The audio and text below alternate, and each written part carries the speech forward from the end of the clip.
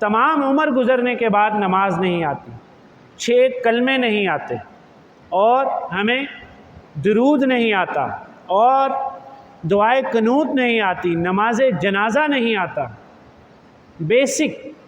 Basic teachings of اسلام ہمیں basics نہیں آتی، اور نماز جنازہ نہیں آتا۔ اور نماز جنازہ جس طرح کی اللہ تعالیٰ نے ہمیں اپنے گھر کی چوکیداری میں لگایا، تو میری تو زندگی گزر گئی ہے جنازے دیکھتے ہوئے، کرتے کراتے ہوئے۔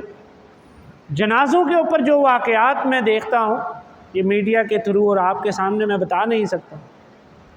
تو جو ہم دوسرے کے جنازے پہ کر رہے ہوتے ہیں، وہ خود ایک نہ ایک دن آپ کے اپنے جنازے پہ بھی ہوگا۔ اللہ اکبر۔ نماز جنازہ نہیں پڑھنی ہے، اپنی بچی کا نکاح نہیں کرنا آتا، یہ کسی ملا اور قاری کی کوئی ذمہ داری نہیں کہ کوئی ہمارے گھر میں فوت ہو جائے تو قاری صاحب کو بلائیں کہ وہ آ کر جنازہ کرائے۔ یہ کوئی دین نہیں،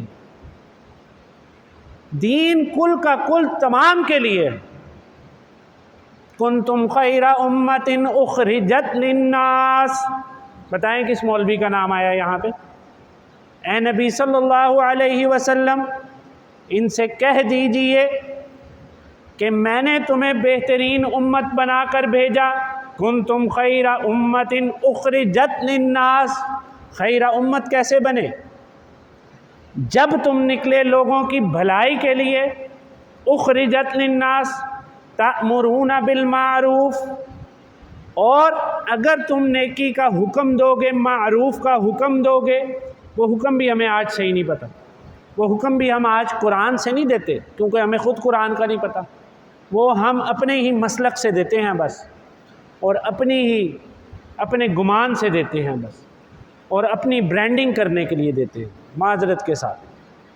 تو سچائی کا بھرم رکھا، یہ جرم کیا کم ہے؟ سچائی کا بھرم رکھا، سچ باتیں بھی میں کہہ رہا ہوں معذرت کے ساتھ، سچائی کا بھرم رکھا میں نے، کیا یہ جرم کم ہے؟ سزا تو ہونی تھی مجھ کو میرے بیاں کے بعد۔ اللہ اکبر۔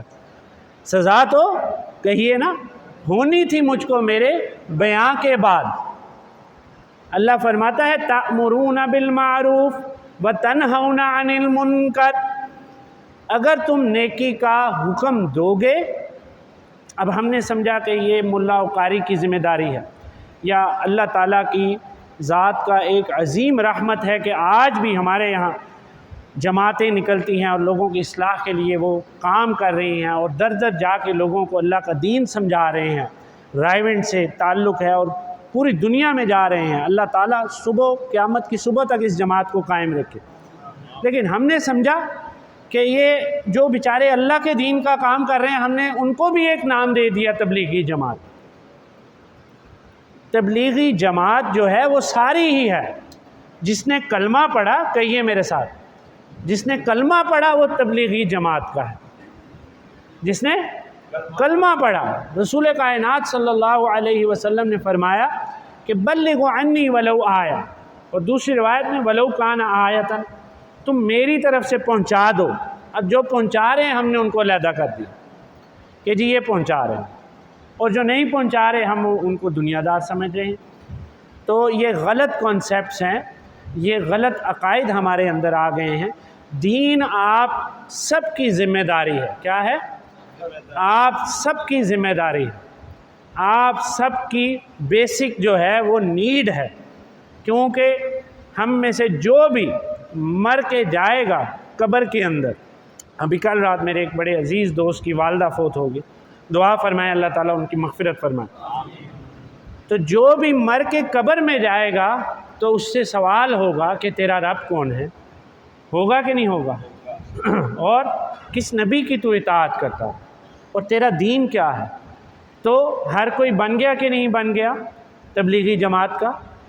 ہر کوئی بن گیا۔ اب جو مان رہے ہیں اللہ تعالیٰ ان پر اپنی رحمتوں کا نزول حاضر فرمائے، اور جو نہیں مان رہے اللہ تعالیٰ ان کو ہدایت عطا فرمائے اور دین کی سمجھ بوجھ عطا فرمائے۔ اب اس سے آگے حدیث میں اللہ جل مجدہ نے فرمایا کہ تم سارے کے سارے گمراہ، کلکم غال الا من ہدیتہ، اور وہ ہدایت پر آئے گا جس کو میں ہدایت دے دوں۔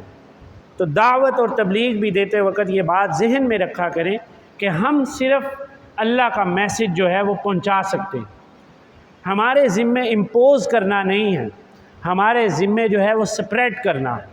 کیا ہے؟ دروغہ لے کر ٹھونسنا نہیں ہے، بلکہ مبلغ بن کر بیان کرنا ہے، جس کو سورہ یاسین میں بھی فرمایا وما علینا، ہم پر نہیں ہے مگر الا البلاغ المبین، واضح کا واضح جو ہے وہ پہنچا دینا۔ اس کے بعد اللہ جل مجدہ فرماتا ہے کہ تم سارے کے سارے بھوکے تھے، الا من اطعمتہ فاستطعمونی، تو اگر رزق کی کمی آ جائے زندگی میں تو آپ اللہ کا دین اور اللہ کا رستہ ہرگز نہ چھوڑیے، بلکہ اللہ سے رزق تلاش کیجیے۔ رزق ہم سمجھتے ہیں کھانا، رزق ہر خیر ہے۔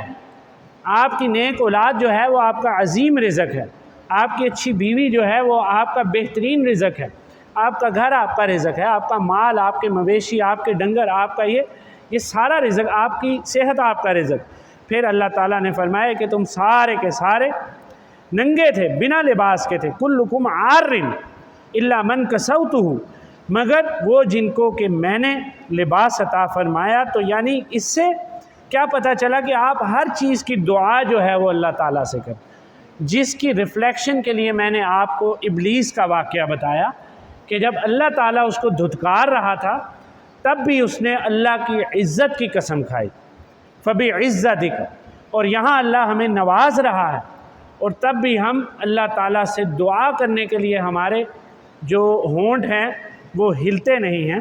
اس کے بعد اللہ جل مجدہ نے فرمایا کہ تم باللیل والنہار، رات میں اور دن میں گناہ کرتے رہتے ہو، وانا اغفر الذنوب، اور جمیعا، میں تمہارے سارے کے سارے گناہوں کو معاف کرتا رہتا ہوں۔ اللہ اکبر، سبحان اللہ تو کہہ دیجئے کریں سے۔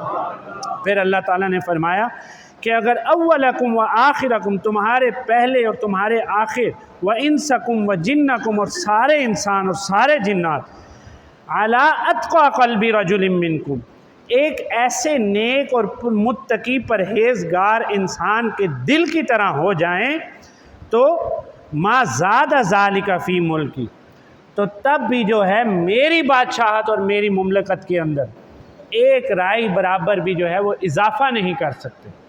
اور پھر یہی الفاظ ریپیٹڈلی آئے اس حدیث میں کہ اگر سارے گمراہ ہو جائیں، سارے گمراہ ہو جائیں، بدکار ہو جائیں، عیاش ہو جائیں، مکار ہو جائیں، تو تب بھی مجھے جو ہے میری ملوکیت کے اندر کوئی نقصان نہیں۔